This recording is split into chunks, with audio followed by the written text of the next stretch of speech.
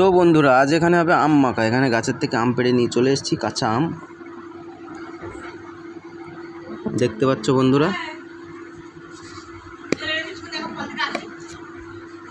আচ্ছা, এখানে আমার মশলাটাই পড়ে গেল। এখানে লবণ দিয়ে আর শুকনো লঙ্কা ভাজা করে মিক্সচারে পেস্ট করা আছে। তো দেখো এখানে পড়ে গেছে।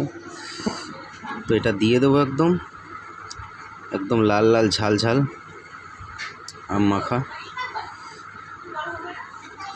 তো এখানে দিয়ে দিয়েছি, তো এটাকে মাখাতে হবে।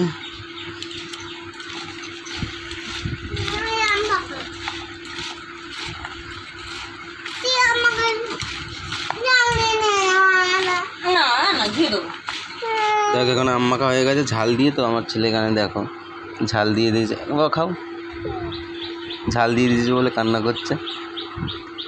ও খাবে তো না, নষ্ট করছে, আম নিয়ে নষ্ট করছে। এখন এটা ওকে ধুয়ে দিতে হবে। নাও তুমি ওটা খাও বাবা। হ্যাঁ খাবে, নষ্ট করবে না। তো খেয়ে দেখি কেমন টেস্ট হয়েছে। তো বন্ধুরা এই যে আম মাখা খেয়ে দেখা যাক।